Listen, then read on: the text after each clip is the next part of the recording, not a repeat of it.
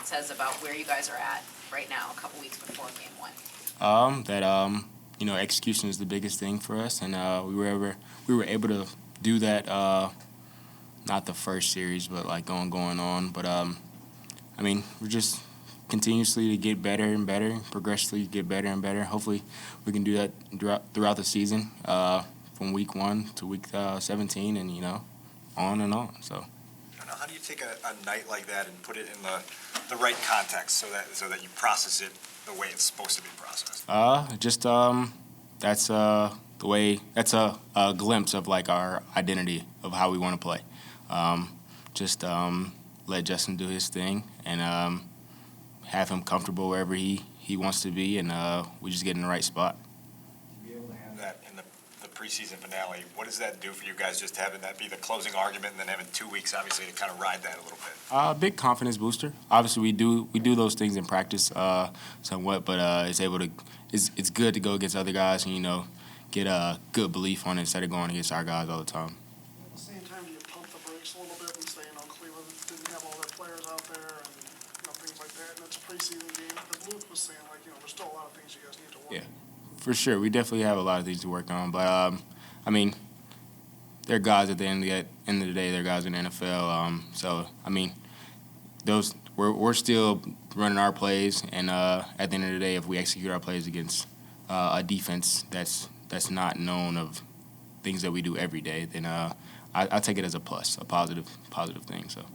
I was asking Getsy about the touchdown pass to Cole and the fact that you guys had run the play earlier.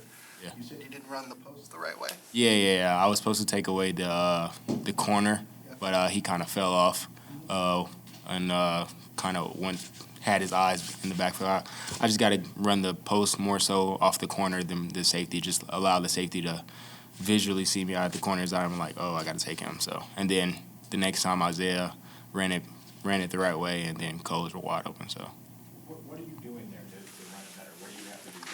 I kind of went at an angle. I should have went vertical and exactly ran it just like a post, and instead of just trying to cross the safety face. Yeah.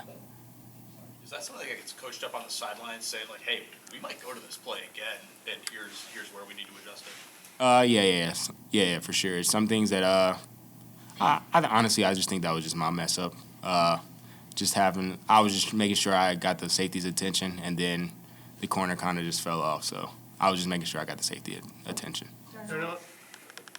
We hear in the preseason that teams are not going to open up the playbook, so it's more of a, pared down version. But what we saw on Saturday night, at least from what everybody's been preaching, looked like what the offense is supposed to sound like. I don't know if I'm phrasing that correctly, but is that the version of the offense you expect to see in the regular season, and what more do you expect to be out there? If you look back, we didn't really run many plays. We run some of the same plays every down. Really, just a lot of play action, and then maybe one or two, shots down the field. But we were really running the same plays. Nothing crazy, just our basic, simple plays. So we got a lot of things cooking. But I guess just the overall feel of the offense. Do you expect it to feel like it did? Oh yeah, for sure. Definitely, it was good to get that in a game, get that feeling, and like I said, instead of going against our guys and then going against them and just have a flow and then not understanding are we doing well, are we not, but it was good to get those things in there we really can do this, we really can move the ball, we really can be a dangerous team. You have those things, have those thoughts, but actually going out there to do it and execute it wise it was a good confidence booster. I know we've asked you about Justin every step of the way, but at this point, especially after a game like that, what is your sense of anticipation for what he can do for this offense at this point in time? Because we've been told it's kind of incremental progress. Do you anticipate a giant leap at any point, or where do you think he is as far as this offense at this point of the season heading into regular season? I know he's a dog. I know he does things, after practice, during practice, and in the offseason. There's things that he's shown, and I've seen exactly what he can do. And so he's going to shine for sure. He's going to blossom. He's going to prove everything that everybody doubted him on, especially week 1.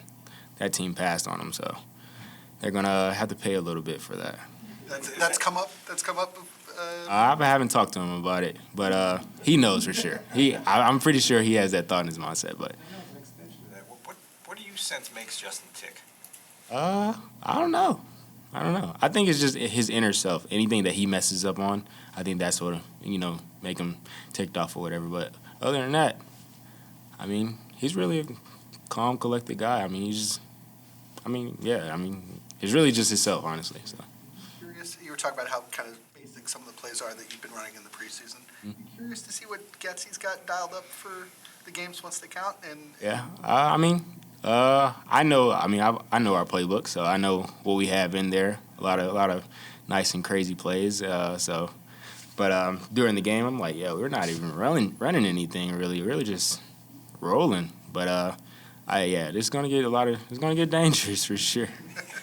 Justin said after the game that he has a better connection with a lot more guys on this Yeah. team, running backs, tight ends, receivers. Yeah. Why is that important in this offense to have the connection with multiple different guys? That means you have to cover everybody. You can't eye on anybody. I mean, somebody's maybe having a good game the week before, and you feel like you got an eye on that guy, and then there's another guy that shows. So, got to make sure you have eyes on everybody, especially around the lead. Everybody's like, we don't have anybody. We don't have anybody for Justin to throw to or whatnot. But then you're just gonna have to pick somebody. Pick somebody to close out, and then somebody else is gonna go off. And so it's your choice who you want to defend. So if you choose to cover that guy, this guy destroys you, then you got to go back and deal with that. So like I said before, we have a lot of elite players, not a lot of known name guys, but there's always guys that don't have names when they first get in the league or when they're trying to progress and grow. So and they make a name for themselves. So we got a lot of guys that can play very, very well, and they're going to make names for themselves as well, including me.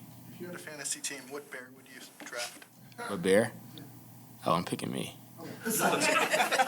Are there guys there that, you're talking about guys that people don't know about? Who's Oh, Gonna draft. you're just trying to get insiders. it's kind of Dante, obviously. Man, I love Dante. I got his targets and everything in my iPad. I watch him often.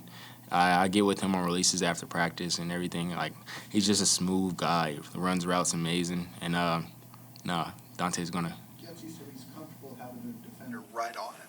Yeah. And it can make his move and separate that way Yeah. versus running right into the guy. Is that hard to do?